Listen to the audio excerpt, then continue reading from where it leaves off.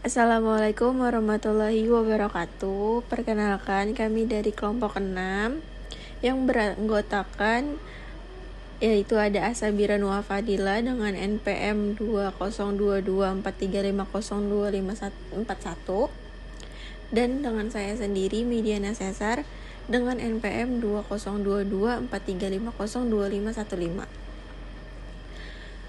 Kali ini saya ingin mempresentasikan materi jaringan saraf tiruan, yaitu algoritma dan arsitektur perseptron single layer.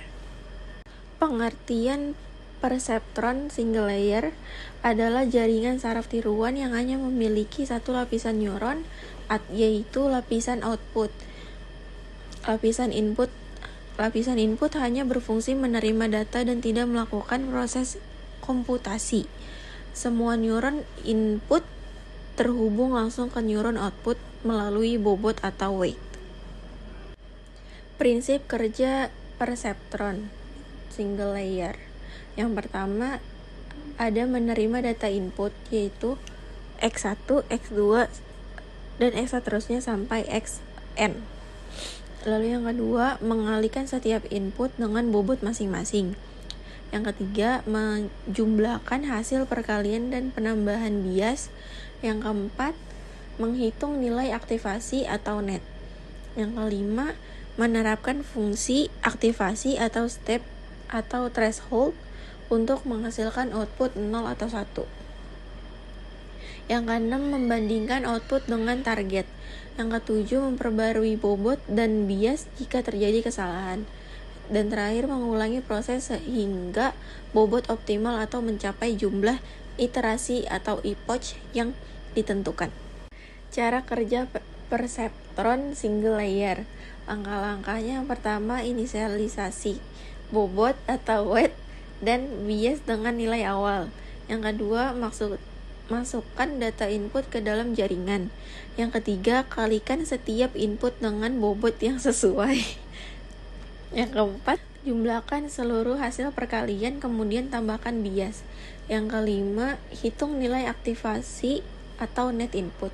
Yang keenam, terapkan fungsi aktivasi atau step threshold untuk menentukan output. Yang ketujuh, bandingkan output dengan nilai target.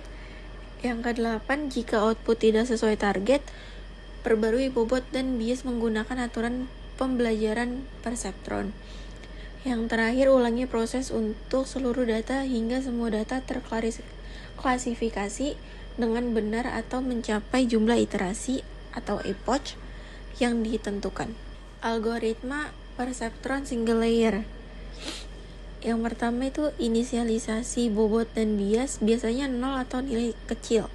Yang kedua, tentukan learning rate atau apa. Yang ketiga, masukkan data latih. Yang keempat, hitung nilai dengan rumus net sama dengan sigma X1 W1 ditambah bias. Yang kelima, menentukan output menggunakan fungsi aktivasi. Yang keenam, bandingkan output dengan target. Yang ketujuh, jika output salah, perbarui bobot dengan rumus W1 new sama dengan W1 old ditambah alpha ditambah buka kurung T kurang Y tutup kurung X1.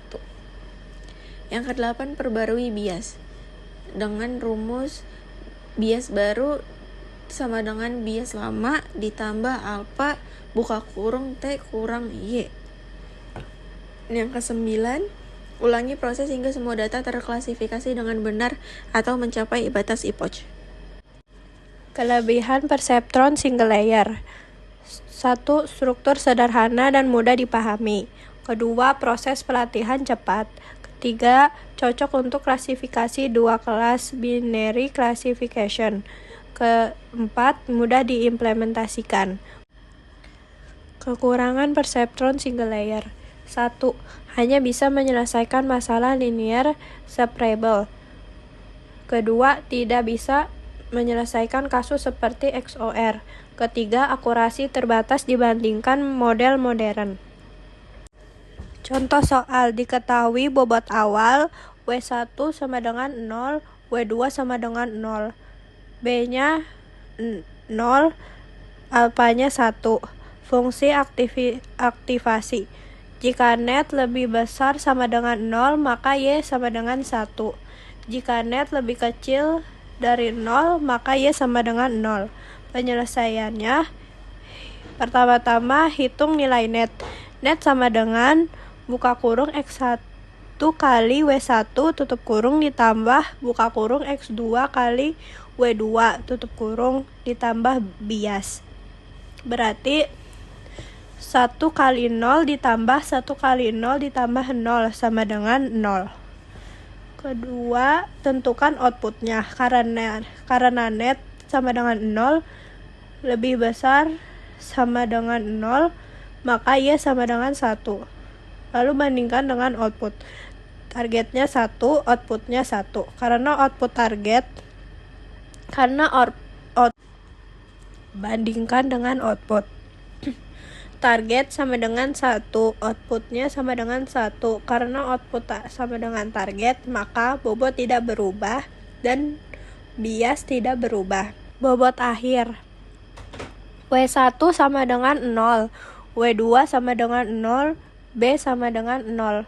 Kesimpulannya, perseptron single layer adalah model dasar dalam neural network yang bekerja dengan menjumlahkan input berbobot dan menggunakan fungsi aktivasi sederhana untuk menghasilkan output biner. Meskipun terbatas, konsep ini menjadi dasar dari perkembangan neural network modern. Sekian dari kelompok kami. Kurang lebihnya mohon maaf. Assalamualaikum warahmatullahi wabarakatuh.